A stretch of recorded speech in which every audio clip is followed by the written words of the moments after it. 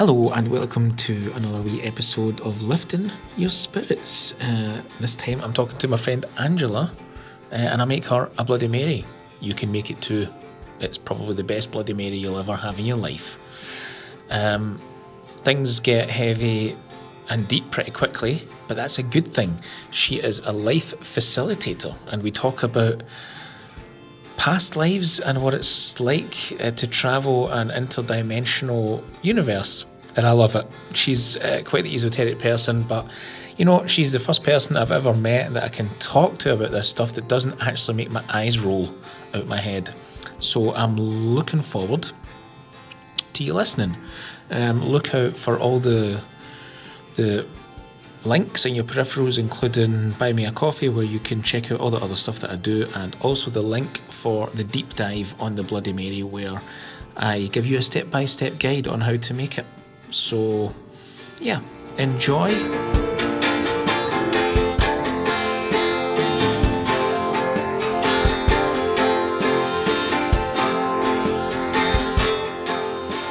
And welcome to an episode of Lifting Your Spirits, where I show you how to make a proper cocktail the proper way, and then I take that cocktail to my guest who's waiting in the West Wings, and we're going to just talk about life.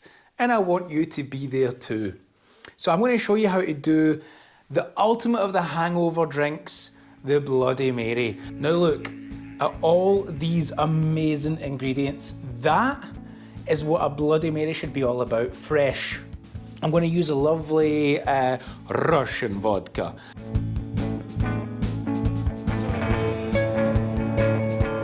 I'm going to go with a little bit of Pisco. I'm going to go in with another 30 mils. And I'm going to use Crazy Bastard sauce. And just with a wee bit of like, there we go. It's like a breakfast. So I kind of want my breakfast to taste good. From Chili Punk, it's they do a lot of different salts. The next thing, Worcestershire sauce. I'm going to go in heavy on this. Lemons in there. Half a lemon's worth. Coriander. A little kind of salsa party, you know, that my Peruvian friend is like, oh, hello, I want to do a little shot of pickle juice in there, right?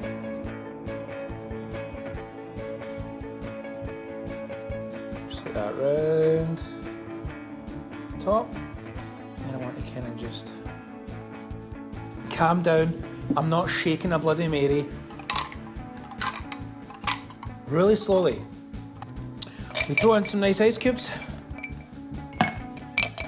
Because we've got coriander in here, I'm going to double strain it.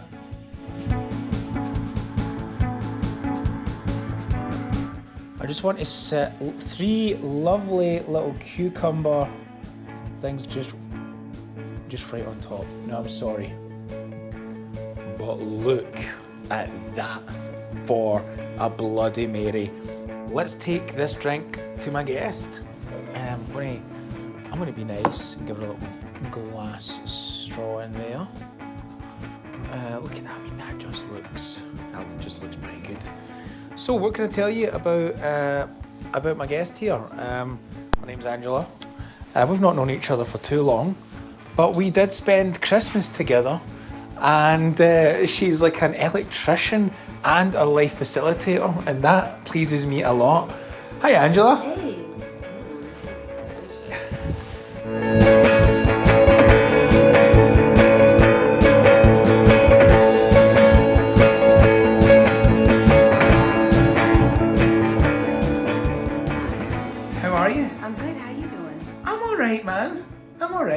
It's a wonderland outside in Berlin. It's snowy. It's all white. Really just spruces the place up. You know? It does. It's kind of. I had a little bit of a like when I woke up today and saw everything white outside. It just wanted me. I wanted to crawl right back into bed. I know. I was torn. I was like, do I go play in it or do I? When was the last time you had a snowball fight? I don't even know. Why don't we do it as adults? Why not? I don't know. I thought about it. I was like, but then my hands will get cold and. Where did the urge? Where did it stop? Like, where did the urge stop to just go out and fuck around in the snow for like an hour until your hands were so numb that not even like running under. I have an answer. Tell me. Puberty. Puberty? Yeah. Really? That's the answer my brain just came up with. Yeah. Do you know, I came across this amazing quote one time when like someone was interviewing an artist, and he was a great drawer, and the interviewer said, "So when did you start drawing?" And his answer was like, "When did you stop?" And I was like, "Oh, I quite like that." Ooh. You know? Yeah. I mean that is good. So that's so deep, man. It's so kind of like true. Yes. We all used to draw stupid stuff. Absolutely. And then someone told us that's stupid, and we're like, shit. Yeah. Like go do something that means something, you know? Right. And then now here we are, almost 40, still trying to search for meaning. Thanks. Indeed. Could have just kept drawing. Could have just kept drawing cocks and tits in the corners of 9th grade textbooks. Would have been fine. That's right. That's our advice to the young people. It is. Keep drawing your tits and your dicks. So, just before we start, man, because this what I've got a feeling this is going to just start off strong. Yeah. How's the Bloody Mary? It's delicious. Whoopsie daisy. She's already making That's a mess. That's my glass. God. You've got I've got, people have commented on these before. I've got 3 coasters. I've got the I love my penis. I've got the did ye aye, which is a really good Scottish phrase, and then carpe that fucking diem. I decided on this one. It's great. You know why I have them? I have them here because whenever I make a cup of tea or a cup of coffee in the morning, or whatever it might be, depending on where I put the cup will kind of dictate the type of day I'm going to have, or I've already decided that's the kind of day I'm going to have, so I kind of affirm it or confirm it with like putting the cup on the actual coaster. So it will depend if I'm going to have like did ye aye is like a kind of Scottish term of endearment where where you're kind of like, someone will, it's more of it's a kind of cheeky thing. It's kind of like, oh, like today I went to the zoo and fed some elephants. You'd be like, did ye aye? I see. Did you? Did you really? Did you? Oh, fuck off, who cares? Feed You know what I mean? Yeah, feed elephants. Did you? Fuck, who cares, And then I love my penis, that's usually more of the kind of personal erotic days, one might say, and then carpe fucking diem. Get it done. Get it done, man, whatever it is, get it done. Let's do this shit. But yeah, I added vodka and a little bit of pisco in there. It's delicious. Okay, cool, I'm glad you like it. I drink the shit out of this. So, just for a couple of the 200,000 fans that watch this. Oh my god, you guys are amazing. I mean, you've supported me such a long way. Like, this is episode 9 maybe now, and I mean, it just grew so quickly. Yeah. So, could you maybe just tell anyone what you what's your vibe? What do you do?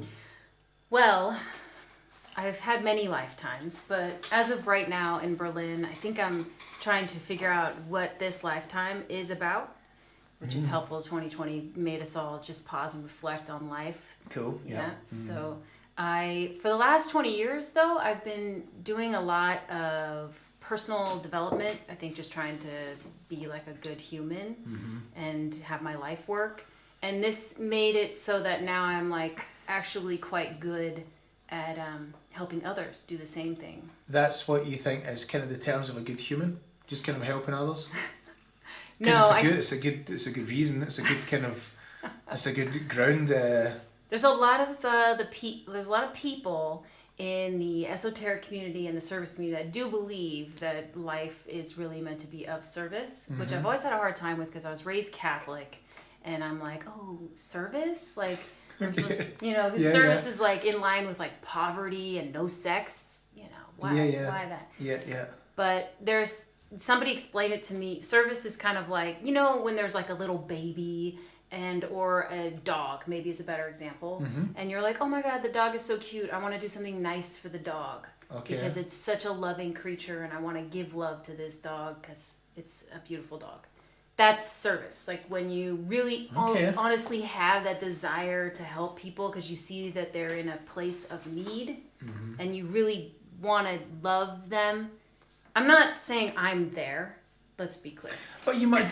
Would you do nice things for? Just explaining what it is. Okay, cool. Would you do nice? But you would do nice things for you would do nice things for people. You don't have we haven't known each other that long, and you seem to be the person that might do nice things. We spent Christmas together, me, you, and a few friends, yes. and we you brought me like an amazing bottle of Four Roses single barrel bourbon. That's right, yeah. And last week you gave me a walk that you no longer could possibly like physically use or needed. I couldn't use it. And then I was like, what can I do in return? And you were like, yeah. Exactly. Nah. But Is that considered service? I guess so. But to me, it's like, I'm just going to be a good human. I'm going to just do a nice thing, not because I expect something in return, just because we're humans and we're all in this together. It's pretty fucked up out there sometimes. So let's just be nice to each other. But for me, in my past, when I've done that, other people have taken advantage of it. Like, oh, Angela does nice things. Oh, she's kind of naive in the way that she's being nice. Let's take advantage of her. That's when, because the world is just full of assholes. This is the thing, right? Like, always find it quite difficult to stay in the middle in life, right? Because I can be really optimistic or really pessimistic, or I can have a really good day or a really bad day, and it's this kind of positive negative kind of thing that happens throughout life, and that's like, it's just it's just shite when you try and like do good things and other, like, the bad people take advantage of them, and I think it's because of their existence. Yes. Through most definitely. Through the past, or the experiences I've had, that you do have those, like, you kind of flip-flop between being underwhelmed and then like overwhelmed in life. Does that make any sense? It does. I mean, this is the work that I've apparently dedicated my life to figuring out. Understanding. Discernment is the word that comes to mind. Like, how do I discern if somebody's just an asshole trying to take advantage of me, or if someone's actually in need that I can provide for them, and it would make a difference for them, and by me making a difference for them, I feel good. It's like a really win-win situation. Sure. Those win-win situations, I think you just have to like discern, which discernment is hard, because when you see somebody that's in need, but they're just like always going to be in that needy place and nothing you do for them is ever going to support them, then it's not like, it's like they have to do something, they have to do something in return. Step up to their own life. You can't just keep giving to them. Yeah, you can't, if someone wants to do something, it could be something really mundane and simple, like just meeting outside in the park for a walk, you can't go to their place and physically drag them out of bed, make them some breakfast, and put on their clothes and get them downstairs and get them to the park, and then, you're at your meeting place. They have to come to the meeting place as well. That's just a kind of 50-50, let's do it together. Yeah, it's something in there, like when you put the effort in and you pay the money to do the workshop, that's way too much money, but you're going to get something from. Those steps are like, that's where like life meets the road. Are you a fan of, do you do a lot of workshops yourself? Like, do you actually partake in workshops? Yes. Or do you also, okay. Yes. I've done, since 2005, I've done a lot of workshops. Okay. There's some that I won't do that I think are a little outside of my, like, comfort zone. Okay. But right now I'm doing a workshop, WellPoint Hypnosis training, where I'm looking to become a facilitator and a teacher of WellPoint Hypnosis. WellPoint Hypnosis? Yeah. Yeah. Okay, you have to go into a little bit deeper. Know. I mean, I know exactly what you're talking about, but for my fucking listeners, man, they're going to be like, what? I know. So there's many different types of hypnosis out there. There's, when you open the box of hypnosis, a lot of people go to like clinical hypnosis or really bad movies of people being brainwashed to do things they don't want to do. The little clock, TikTok, and then you act like a rabbit or something for something like this. That's like clinical hypnosis. If you want to quit smoking or something sort of surface level like that, you go to a clinical hypnosis therapist who deals with you in that way. I'm not looking to be that. Okay. I'm looking, WellPoint Hypnosis specifically says that it's part of your soul and spiritual journey. Mm-hmm. And I'm being trained to facilitate people's process through past lives, multi-dimensional I love that lives. shit. I love that shit. It's going there, guys. It's going there. We're going there for the next half an hour. Yes. I'm going there with you, man. I'm there. Tune out now if this is not your thing. Oh no, we're going there. I'm in the workshop. Yeah, I think it's my thing. It wasn't always my thing though. I mean, because I was raised Catholic, so I was like, okay, so God is a dude in the sky that thinks women can be virgins and or mothers. All right, so I'm out. Yeah, okay. But then my journey took me back to this, like, it was inevitable. You had to go back into this thing called spirit or energy, or a lot of people like to use the word God. Still, I just think we maybe should just stop using the word God. Let's just call it spirit or energy. Yeah, I think a lot of people, the word God has been just so battered into them, and it is the most common understanding of, but like there's loads of connotations of God that you can use, You're God. I'm my own God. I'm God.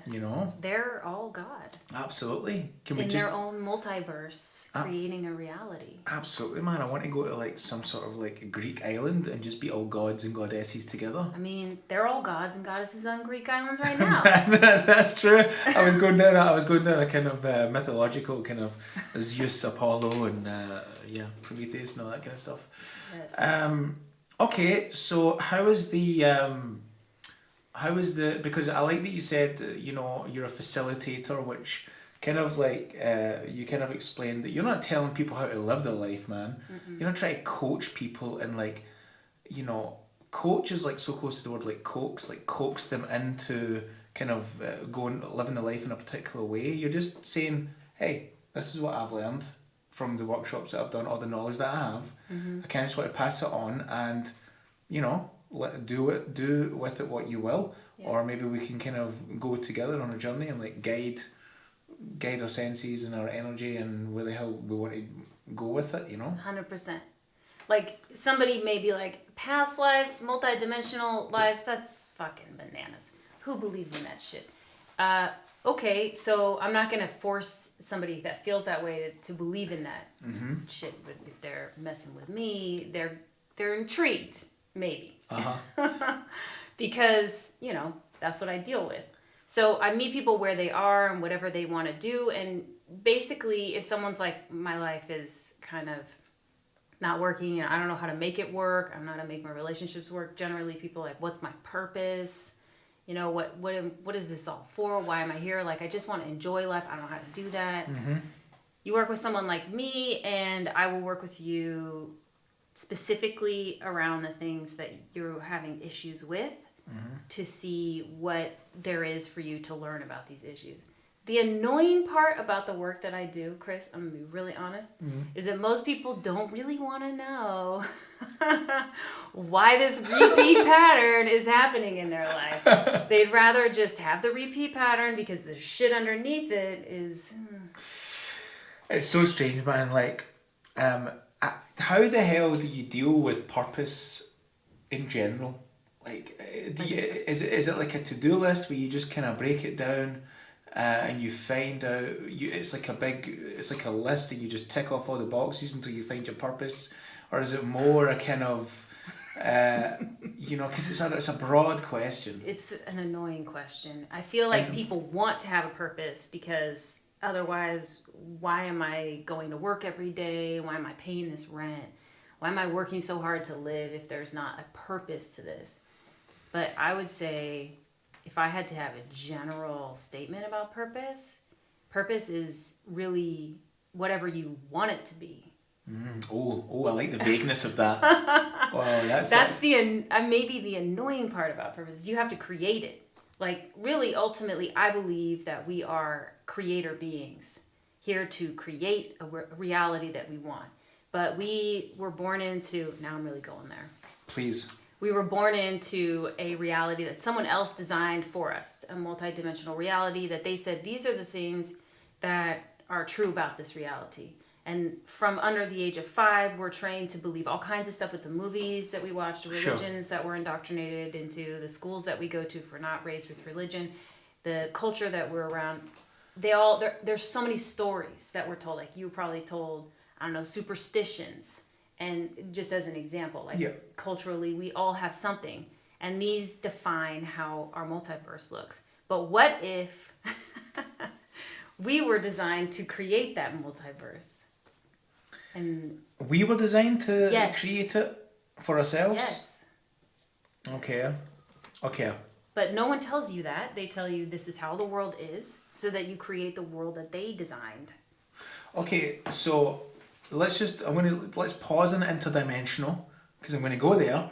But when you to go back to the kind of like the purpose thing, Yeah. and people, when you say, well, purpose is whatever you want it to be, I also would generally believe that that is the case. I think a lot of the problems that people encounter with that kind of vagueness is the responsibility that they have upon themselves and the confidence that they have.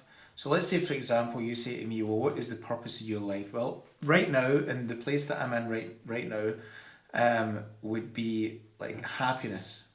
So are you happy? I would say yes. And then what purpose fulfilled? But the only reason that I have that kind of that I have that kind of like outlook is because I always remember my mum always said to me, she said this kind of like not so like strenuously, it wasn't so strict. She just always said it in passing, and it always like kind of stuck with me. She was it doesn't matter what you do in life as long as you're happy. It doesn't matter if you shovel shit. It doesn't matter if you're, whatever it is, as long as you're happy. She always said these wee things, just passing, it wasn't like sitting me down, as long as you're happy. Yes. Mm-hmm. So is that interdimensional programming that I have to kind of, Yeah, kind of. Okay. Yeah. I mean, it's not bad programming. No. Because she's trying to set you up for the world that she knows you're walking into. Like, you're going to have to shovel shit sometimes. But as long as you're happy, then it's all good. Because the point I'm trying to make is that, if I say I'm happy, it's sometimes difficult for people to have the confidence and the understanding on being happy. So it's almost like because we live in this kind of Western world, right, and then you get a little bit kind of social political with it, because we are in this kind of capitalist thing, and capitalism just strives for more. You've reached this goal, go for the next goal. You've reached that goal, go for the next goal. And I really think that kind of process really trips people up in there, and I hate to use the fucking movie that I'm about to say, this kind of pursuit of happiness, and that thought came to me before the movie did. There's this kind of pursuit of happiness, and you would think that, once you reach that purpose, then fine, live that purpose. But I feel like too many people think, or at least are convinced that they've reached that purpose, and then try and seek some other purpose. And I think that's when things become a little bit complicated. And well, that's human nature, I think. If we're creator beings, or maybe let's call it the universal nature, because the universe is always expanding, and we are the universe. We're connected. Everything's connected. It's true. Scientifically, well, it is. yes. Well, it is. So, so we are the universe, and we reflect the universe, and the universe reflects us. So we're always expanding. Capitalism is this thing, of course, like, I think about this a lot. The people who created systems like capitalism and the systems that we work inside of, they know who we are as a natural being. They know our tendency is to want to always create beyond. So, of course, give us this like treadmill that we can create on that naturally, what's the word? What am I trying to say? That brings out our natural tendency to want to create. Okay. Right? We want to go further. We want to, but the capitalist model is like a carrot on a fucking stick. In this, it's someone else's carrot. Yeah. They're holding the stick. It's not what we want. Do you think that was like? Do you think there's powers that be that have always thought that that's a kind of place that we were always going to be,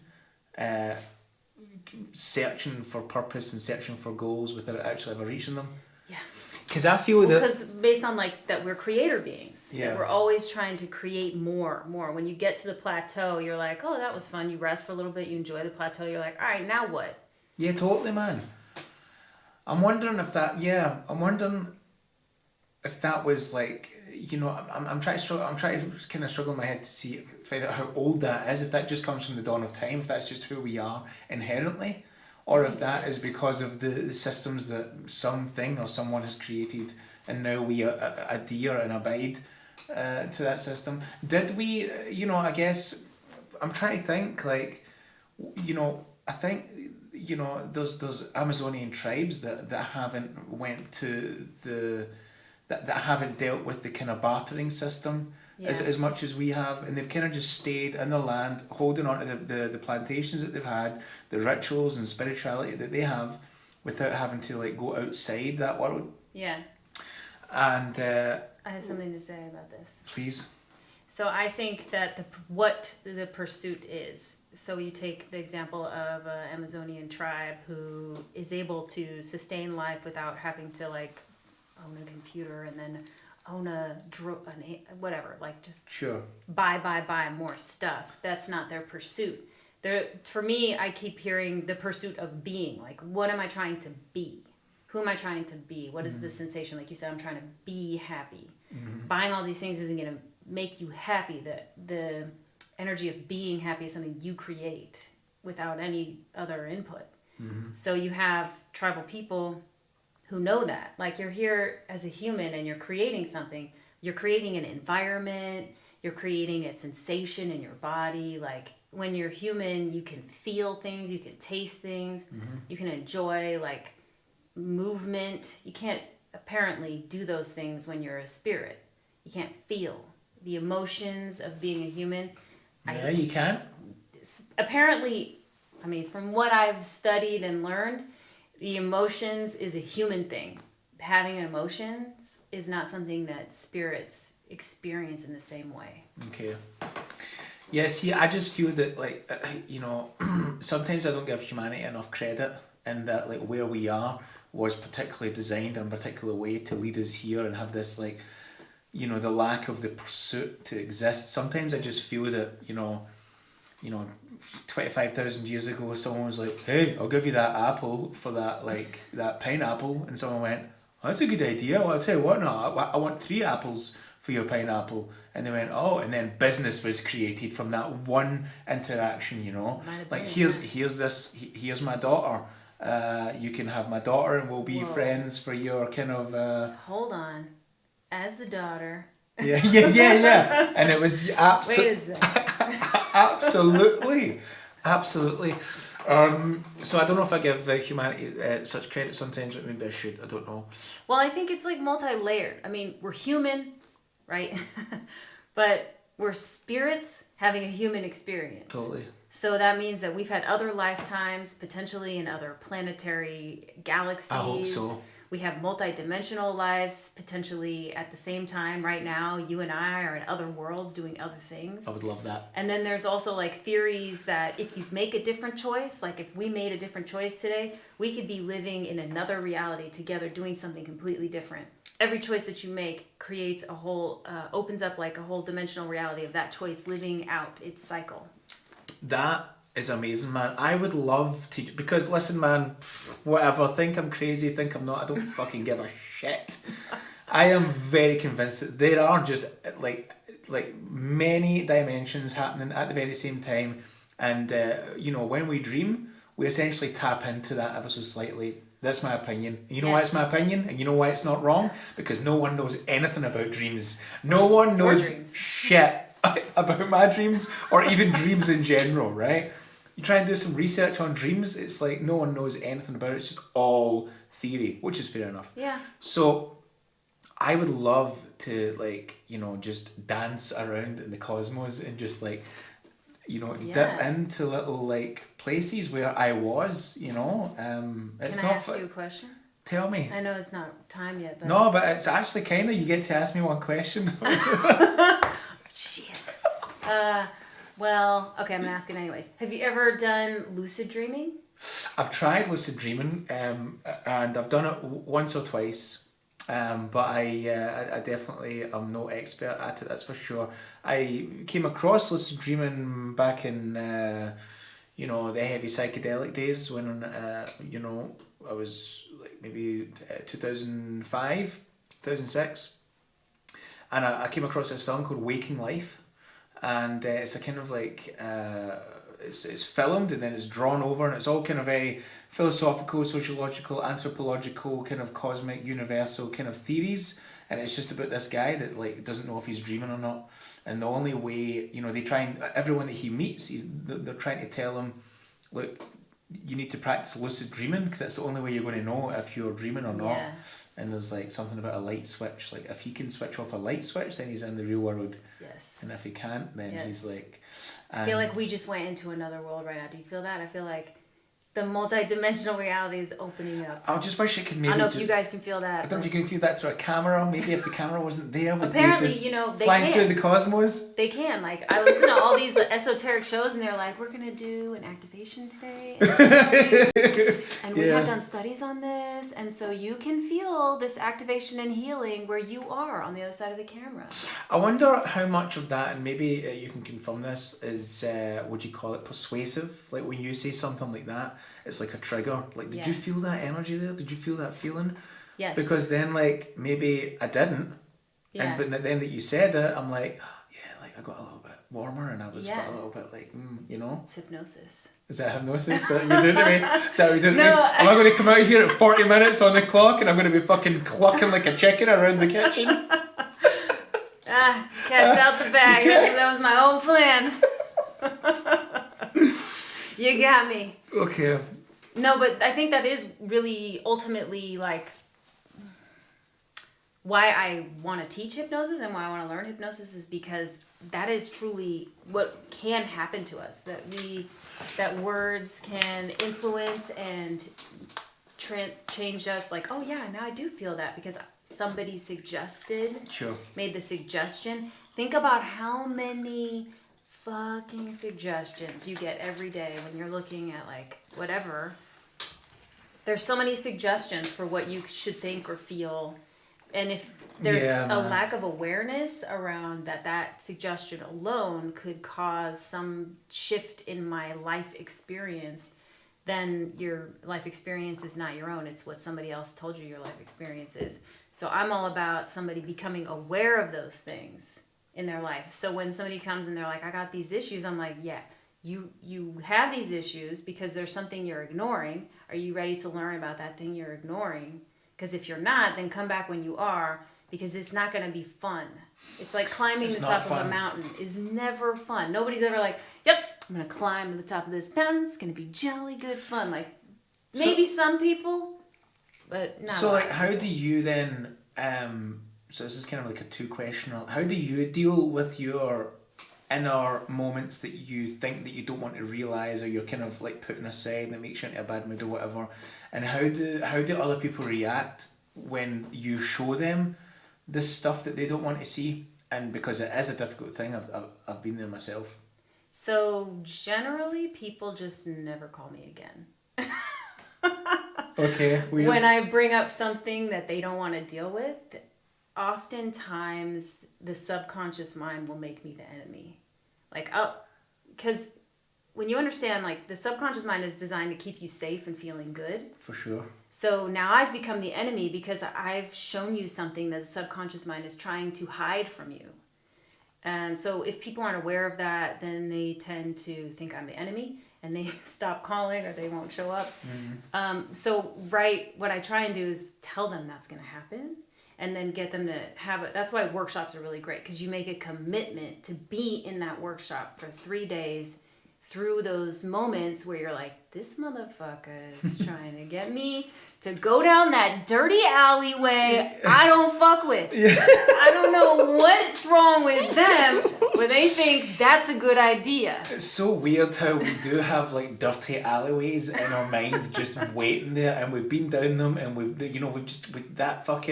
a dumpster down there, there's a homeless guy just making weird grunts and noises, there's a kind of flickering red neon sign that's access to a bar that you never want to go back to, and you're just like, I'm walking past that, man, I'm walking right past it.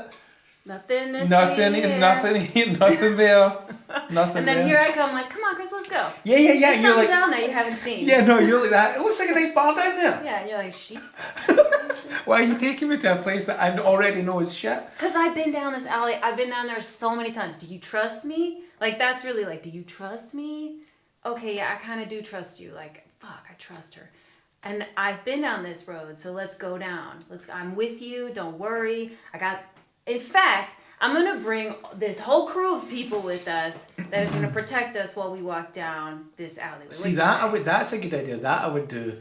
Yeah, that sounds actually quite. That sounds actually quite nice. If you took me down there with like a bunch of people, but you're not. You're taking me down there on your own. But you're never alone, Chris. The multi-dimensional reality of spirits. There's I love it. There's fairy beings. That's where it gets really fun, actually. Point hypnosis. Immediately, the facilitator was like, "So we go into fairy worlds, and I know that sometimes people aren't okay with fairy worlds, but they really do exist. And you don't have to go to the fairy world, but you can." Mm-hmm.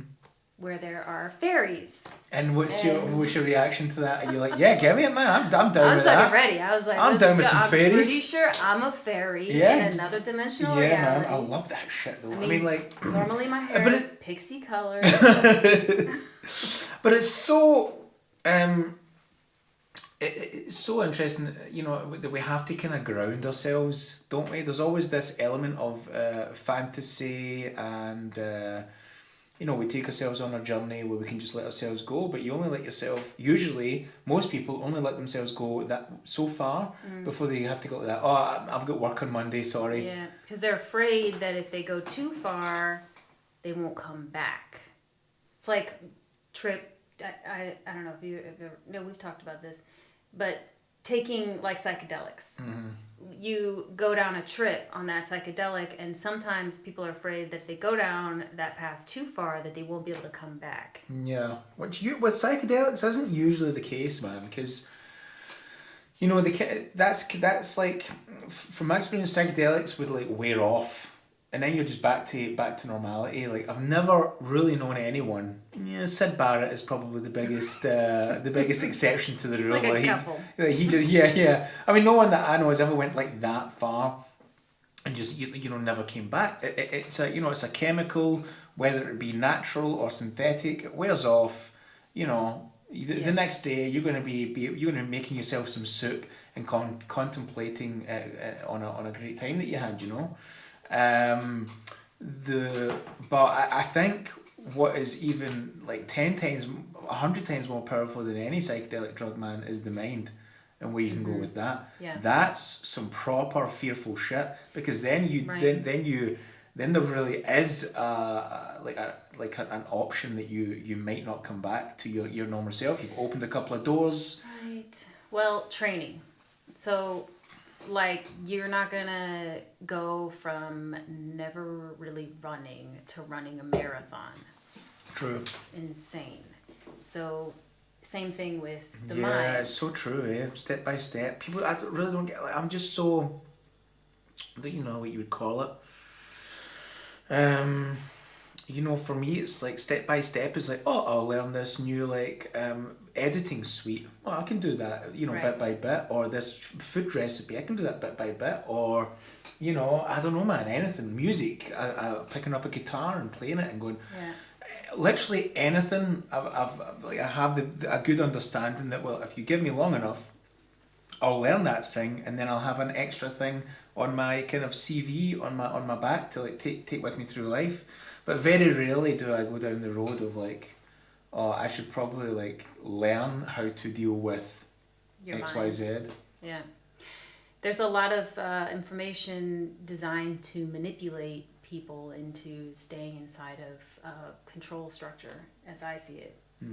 Even if you are like, I don't know, I'm going to Google meditation, or I'm going to Google mindfulness, or the middle way. As you were saying earlier, like we live in a duality. I wanted to say that before when you were like, sometimes I feel this extreme to this side and this extreme. We honestly live in a duality, and we've known that for a long time. So balancing the duality as the middle way is recognizing that if you're going to feel love, you also have to know what hate feels like. Yeah. And you can balance those by simulating the experience instead of having to have an experience of hate. So you can like simulate the experience and then create the duality and by thus creating balance. Simulating like a middle path for me Yes. to be comfortable with that I can just go on with shit? Yes. Oh, that's interesting. But in order to simulate that, you have to create the experience of both sides of that duality in your mind. Yeah, man. And your feelings. See, and for stuff. a lot of people, that seems like a lot of hard work. They just kind of want, they can just put on Netflix Sure. and that's it, you know? Yeah, I mean, hey, this is not for the faint of heart, you know? Were you a big kid or you a baby? Were you gonna get in and win this life shit? Or you just gonna go be like, I'm gonna curl up and do some Netflix? So it's a choice. Like for sure, you don't man. have to. For do sure, it. no, for sure. Fuck me though, That's man. just me talking shit. So. No, but life is hard though, man. Eh? Yeah. Life is really. Where are you? In your where is Angela? Like in. Berlin, Germany. Yeah, okay, just the geographical place. That's it. Where are you on your journey? Are you satisfied with how much you know? Do you feel that you have to kind of learn so much more to get to even halfway where you want to be? Are you comfortable with the knowledge that you've gained? Happy with your spirituality and your... So I'm not like feeling like I need to learn it. I'm not one of those people like I have to learn everything. I actually started taking on this. I'm connected to everything. I already know it all, which is probably not useful for people that think I'm a know-it-all. But no, just to be like, oh yeah, I'm connected to everything. If I want access to that information, I can calm down and listen to what information there is for me to know about that thing. So where I'm at is like being good with where I'm at. I don't love Berlin, Germany. Yeah. Don't. I feel like it's lacking in some areas for me personally. How long have you been here? This time, it's been a year and a half. The first time I moved here was 6 years ago, and I like stayed for a year and a half, went back, came back. Back being? Oakland, California. And so have you got itchy feet maybe to leave Berlin, or are you kind of going to hack it out for a bit, or... So this is the game that I'm playing with myself right now, is like being in a place that I really don't want to be and creating an experience that I really like. Because I think that a lot of people are in that. I don't really want to be here, but there's no other option than to be here. I have the option, but I'm creating like this experience where I'm forcing myself to not have another option, even though I have another option, because this is the game I'm playing, right? Like if I can create, there's all these layers when it comes to creation. There's like what I want to create. I can see that you've either put too many hurdles in front of yourself, or that big skipping rope is just getting caught in the big toe and you're just like, God damn it, you know? Yes, that struggle. And then there's like what my subconscious mind thinks I should create, and then there's what my epigenetics or my family history thinks I should create, and then there's my soul version of myself that thinks I should create something, and then there's the collective consciousness, so like what we as a collective think we should create, and then there's the fucking intergalactic galaxy of other alien beings and what they think we should create, and all that influences me. And how the fuck do I figure out what to do? I love it, man. It's great because like a lot of people say that comedians have a big ego. And I just love that you're like, I've got my family, fucking my soul, my intergalactic fucking shit, and it's all me. It's all me, baby. I love that. It's all it comes down to me. My ancestors like, Angela, get this shit right. We're right here, watching you. So, do you think? Are you a fan of? I know we're reaching a 40-minute mark, but I'm too into this at the moment. We have to get a little bit extra time. I kind of wanted to like just on that note of like kind of you know, ancestry kind of onlooking and kind of seeing. Are you a believer in kind of past lives and? I am. Like that they still are kind of floating around in our ether and. You want to know what I really think about past lives? I want to know what you really think about past lives. I think that okay. So do you know what the Akashic Records are? Have you heard of this term? Don't think so, no. Oh man, I'm going super esoteric on your podcast. Okay, so the Akashic Records is a library in the.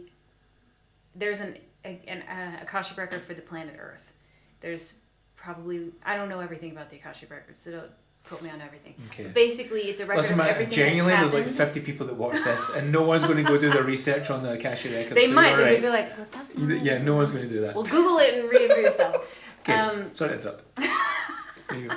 So there's a imagine that there's a library of everything that's ever happened on the planet, all the lifetimes that every soul has ever lived. Mm-hmm. And when you incarnate and I incarnate on this planet, we go to the Akashic Record and we go, all right, so I want to take a little bit of that lifetime and a little bit of that lifetime and a little bit of that lifetime, and all the things that were learned in those lifetimes, I'm going to bring back with me when I incarnate into this life. And it's just going to be hanging out in my subconscious mind there for me to access when I am Chris or when I am Angela. I'm going to do that. So I think that it's possible that some of the lifetimes that we think are our past lives aren't really our past lives. They're just information that we have access to in this record. Mm-hmm. And then the soul has journeys that are more specific to who it is. And I think that like everyone's experience is completely different. Mm-hmm. So for me to say, you know, you definitely have past lives, I have no idea. You might not have ever had a lifetime on the planet But Earth. I want past lives. You've had something. You're but maybe this is your first life. Probably not because of who you are, but maybe. And I can't assume. But what do you mean? Is it probably not because of who I am? What does that mean? Because you're cheeky and you got like this old soul thing going on. I've got an old soul thing going on? Yeah, you're like a little bit more grounded. You're like, oh yeah, I'm intrigued by that. You're not so skeptical. You're not so like scared of life. Oh, okay. Yeah. I get Not you. that these are things that make it I your get soul. no, I your get you soul. though. I get you though. Yeah, not like there's a kind of there's a certain naivety in some people where they're just like boom closed Yeah. off and like that's they've Yeah. got them. Which could also be like extreme trauma. Like they could have had a past life where they were like tortured and murdered. Okay. There's a lot of shit history on this So planet. we all go. have I want to access go to the. I want to. So we go to this library and we pick a few things. We cherry pick. Yeah. our Or we go to our existence. book. Or we go to our book. Like this is everything that your soul has done. Okay. Oh my god, I'd love to see that. There exists. Is there any access to that? Yes. How do we Through get me it? and Wellpoint Hypnosis. I love that. That is the best way, man. That is the biggest. That was like a 40-minute infomercial. I love that, man. It's like just you got me so in there. I was like, what do you mean it exists? And how do I get it? You're like, well, through me and my whole hypnosis. Come on. I'll show you. Oh my god. But my I goal want to is- see my book, man. I Yeah, want to let's see my... fucking go see it, man. Okay, right. I don't have to look over your shoulder. You can just look at it yourself. Yeah. Only if you're allowed to see it.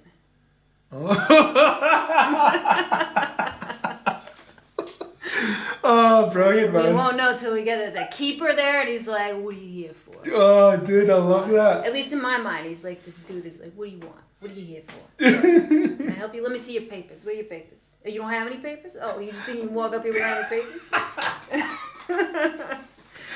But everybody's allowed in the Akashic Records. It's just an act. Yeah, okay. Yeah. Well, I've got an act, I guess. But, yeah, man, that's interesting. I want to see the Akashic Records? Akashic. Akashic Don't Records. ask me to spell it. I'm horrible at spelling. Akashic Records. Yeah, there are certain people that have gone to that are like, it used to be you needed to go to a specific person to go to the Akashic Records who was a specific guide, but recently there's been changes in our reality. Oh, there's been and a shake-up, man. Yeah, and the union got a hold of some fucking... Yes, exactly. And they were like, gatekeepers. You can't be leaving these people out here in the cold, wondering who the fuck they are. They need to know these things. So now, my goal, if you want to go to the Akashic Records, is to take you there and in a way that you can go there on your own without my support. Like that's the goal, really. Okay. For me personally, and my desire to do this work is not that you have to always come to me when you want to visit your book, but that we get there and then you remember how you got there, so you Right. can go back on your own. I love this idea, man. Yeah. Genuinely. I think I'm going to go and look at my Akashic Records and Let's fucking go. like I don't know Right if now. it's Yeah, I don't know if there's going to be a. I don't know if there'll be like if I'll be here for the next episode of Lifting Your Spirits, but we'll see. I'm going to go visit some spirits of my own and see what the hell's going on. Yeah, go see your ancestors. So, Angela, man, that was really cool. Thank you. Yes, thank you. I appreciate it. I appreciate the drink. Lovely company. Yeah, it's nice. I love doing these things. That was genuinely mind expanding. Everything is expanding. Yes, always. Always. So listen, if you're listening to this on Podbean or Spotify, awesome. If you're watching it on YouTube, hi. Nice, check us out, all hanging out together. There will be some links in the peripherals of where you are, including the deep dive on the Bloody Mary, a proper in and out of what it is, why we do it, what booze I was using, why I'm using it. And also you can check out buymeacoffee.com, which is just a little place where you can go and scroll all the things that are going on and that I do. You can buy me a coffee if you want. There's a little button for €3. You don't have to buy me a coffee, it doesn't even matter. Just go there and go check out some stuff. And meanwhile, just have a little like and subscribe. And we're going to go on a little journey to the bookstore. We'll see what's happening there in the subconscious world. You can't take any books out, you have to see them there. I can do that, I suppose. My reading skills are okay. Oh, God damn it. Maybe we can change that. Maybe we can change it up. You don't have to read that. Maybe we can take our capitalist systems and try and get like a little bit of money in there. Change it up, and you're right, you know? Change it up. Might as well try. Alright, mate. Thank you once again, Angela. Cheers. And we'll see you again.